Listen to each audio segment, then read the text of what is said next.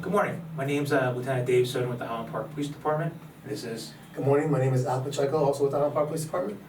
and we're here to talk to you today about some winter safety tips. Perfect timing. Anyone who joined us for the Veterans Day Parade yesterday realized it was really cold out there. So that's going to be a good segue into our program today.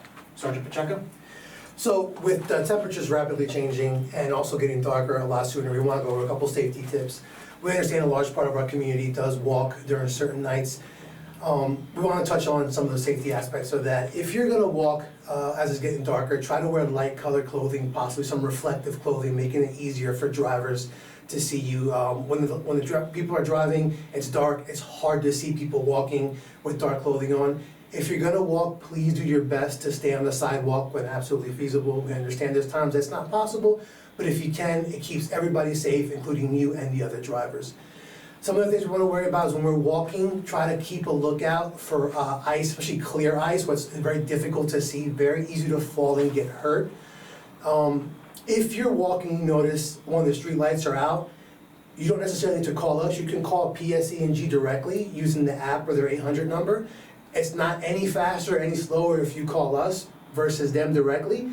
It'll help keep the community safe and well lit if you notice that going on. Another thing we want to touch on is it is getting colder a lot faster now, so if you know, make sure you bundle up gloves, hats, scarves, keep yourself warm. It doesn't take much exposure to the cold for a little bit of frostbite to start setting in, so keep yourself safe when you're walking. Another thing we just want to talk on again, just make sure when you're walking outside, you're looking at your surroundings, make sure that there's people around you when you walk in, and keep yourself well dressed and covered. Thank you. Advice when it comes to driving during winter weather. Obviously, we want to leave some additional space between you and the car in front of you. We want to slow down. We don't know if the road surface is slippery or icy. We also want to take precautions and ensure that we clear our vehicles of ice and snow. There's actually an affirmative obligation that everyone has as a motorist in New Jersey to clear your vehicle of ice and snow. Now listen, I know sometimes the mornings can be hectic. I have 3 kids running around the house myself. Same. But yeah, exactly, he knows. It's a pain, but it's necessary. It keeps us all safe. But maybe it's a better strategy to wake up a little bit earlier, start the car, because I can't tell you how many times I've come across someone with kids in the car. They have a little porthole they're driving. It's not safe for them. It's not safe for the community. It's not safe for the kids. So take some extra time. If you have one of the garages within the borough, please make sure that you don't start your car in a closed garage. Carbon monoxide is a real thing, and we don't want anything to fall ill or die because of that. Now, another question we constantly get, along with Department of Public Works, DPW, is what does it mean when no parking when roads are snow covered? As a general rule of thumb, if you can't see the asphalt on the ground because the snow's covering it, that means your car should be moved. Now, DPW is not going to come out until there's at least 2 inches. That's when they actually start plowing operations. Nevertheless, they're out there earlier, whether it be putting some salt down to try to get ahead of the icing issue, or for large anticipated storms, they'll actually go and they have a brine-in solution. So, Sergeant Pacheco, you want to give me aspects of insight from the patrol? Yeah, so from the patrol standpoint, we just like that, we understand parking at Highland Park is difficult and you kind of fit your car when you can, and we're not insensitive to that. But moving the car during this time is crucial. It allows the plows to get down some of these tight roads more freely, and it keeps them safe and it keeps your vehicle from getting damaged, okay?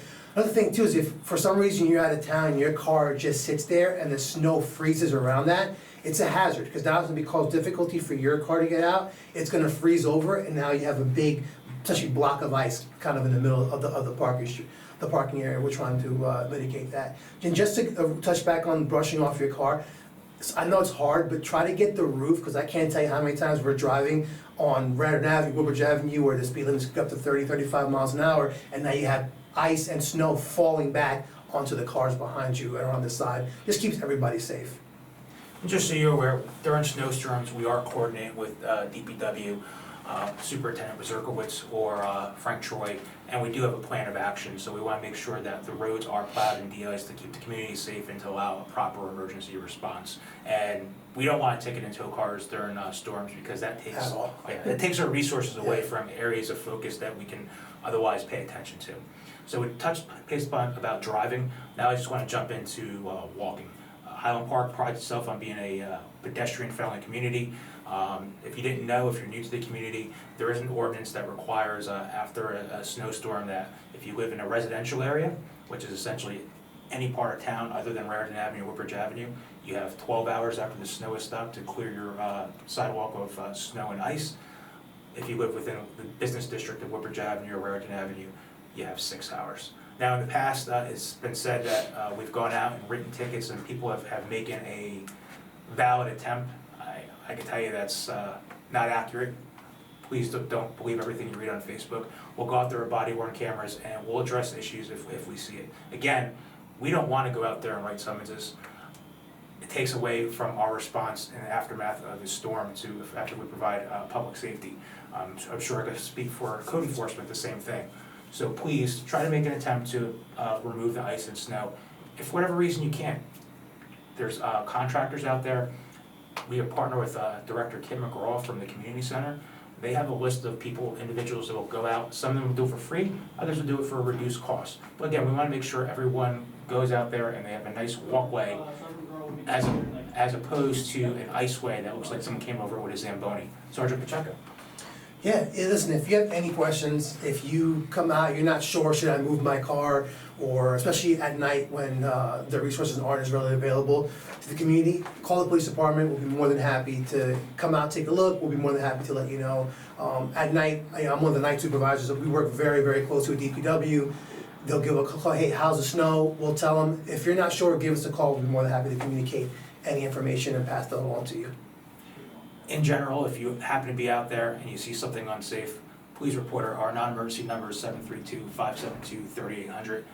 If there's a life-threatening emergency, you can always dial 911. And on behalf of Chief Abrams and the rest of the Highland Park Police Department, stay safe this winter and happy holiday season to everybody. Thank you.